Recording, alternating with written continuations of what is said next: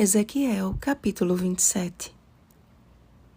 Os mercadores dentre os povos assobiam contra ti. Vens a ser objeto de espanto e jamais subsistirás. Versículo 36. Já não bastasse a profecia referente à sua destruição, Tiro também foi objeto de lamentação. O cântico fúnebre sobre Tiro revela um pouco mais de sua importância no cenário econômico daquela região. Os principais reinos daquele tempo foram citados pelo profeta como seus principais mercadores.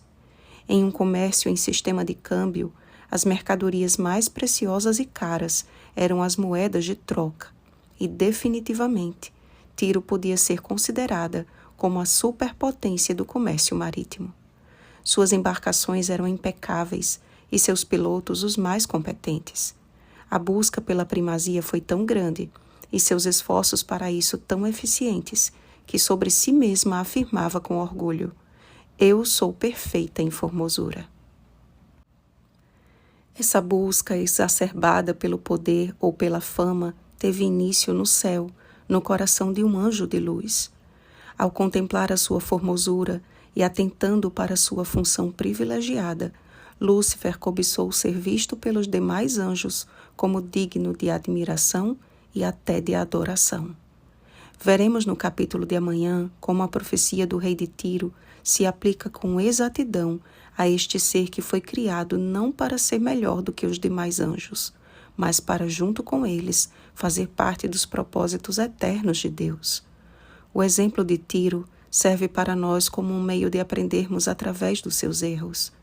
Quando a busca pelo poder ou o aprimoramento excede a humildade, o ser humano esquece que o princípio do reino dos céus é o serviço.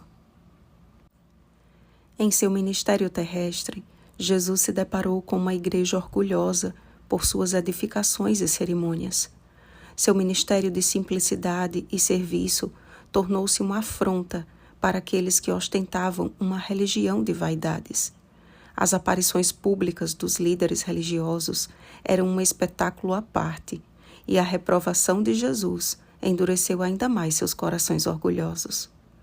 Guardai-vos de exercer a vossa justiça diante dos homens, com o fim de serdes vistos por eles. Doutra sorte, não tereis galardão junto de vosso Pai Celeste. Mateus capítulo 6, versículo 1. Na primeira manifestação de admiração dos discípulos pelas construções do templo, Jesus declarou a destruição do orgulho da nação. Não vedes tudo isto? Em verdade vos digo que não ficará aqui pedra sobre pedra que não seja derribada. Mateus capítulo 24, versículo 2. O Senhor não condena a beleza e o esmero, de forma alguma. O que ele condena é que essas coisas se tornem mais importantes do que o objetivo principal, o qual ele mesmo aponta como característica dos salvos. Porque tive fome e me destes de comer, tive sede e me destes de beber, era forasteiro e me hospedastes, estava nu e me vestistes, enfermo e me visitastes, preso e fostes ver-me. Mateus capítulo 25, versículos 35 ao 36. Se o amor de Deus estiver em uma choupana, certamente este lugar será mais feliz e abençoado do que uma casa cuja preocupação está em revestir-se de caros ornamentos. O brilho da luz celeste e o poder do Espírito Santo não é dado e nem manifestado mediante esforço corruptível, e sim mediante perseverante confiança nas promessas de Deus. Leia Atos capítulo 1, versículo 14. Ao subir ao céu, Jesus não deixou uma igreja com edifícios terrestres, mas edificada sobre a rocha. Mateus capítulo 7, versículo 24. Os discípulos não deixaram de congregar ou de frequentar as sinagogas. Pelo contrário, continuaram a ir à igreja como de costume, mas não mais com os olhos nas edificações, mas nas pessoas que ali estavam, até mesmo aquelas que eram impedidas de ali entrar. Leia Atos capítulo 3, versículo 2. O cumprimento da promessa do Consolador veio a um pequeno povo que reconheceu a sua completa dependência de Deus na missão de pregar o Evangelho.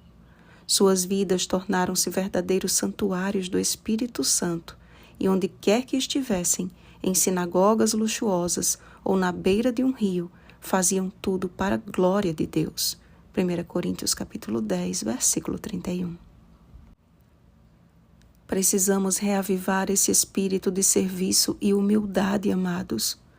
Algo que só podemos obter na escola do Mestre Divino. Tomai sobre vós o meu jugo e aprendei de mim, porque sou manso e humilde de coração. Mateus capítulo 11, versículo 29. Em um tempo sobremodo solene como este, o Senhor não nos pede empreendimentos admiráveis, mas um coração submisso à sua vontade, de modo que a nossa vida seja guiada pelo Espírito, assim como foi com Filipe e os demais apóstolos. Leia Atos capítulo 8, versículo 29. Hoje, as ruínas da antiga cidade de Tiro estão debaixo do mar, como o Senhor havia dito por intermédio de seu profeta. Vou deixar o link de um vídeo logo aqui na descrição. Não necessitamos de mais dinheiro ou grandes construções, porque logo tudo isso será destruído. Necessitamos de uma igreja viva, orando em todo o tempo no Espírito e para isto vigiando com toda perseverança e súplica por todos os santos. Efésios capítulo 6, versículo 18. Se o mundo necessitasse de belos edifícios de adoração e de programações bem elaboradas, já teríamos presenciado uma conversão em massa e Jesus já teria voltado.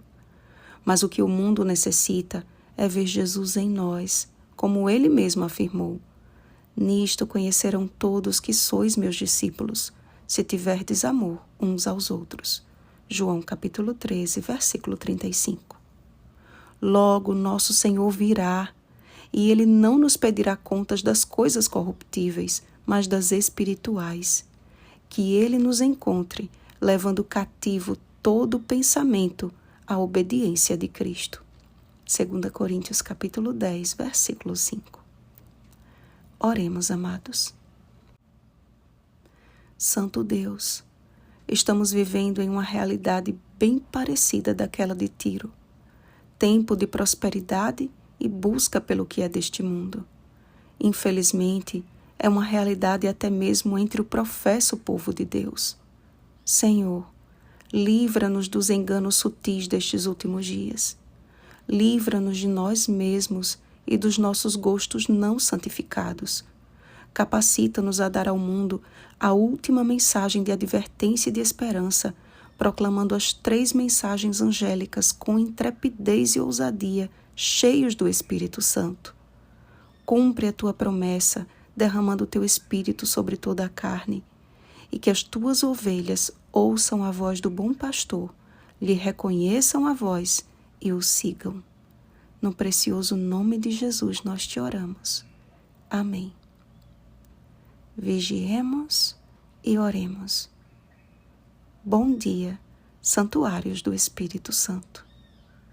Oremos pelo batismo do Espírito Santo. Oremos uns pelos outros. Rosana Garcia Barros.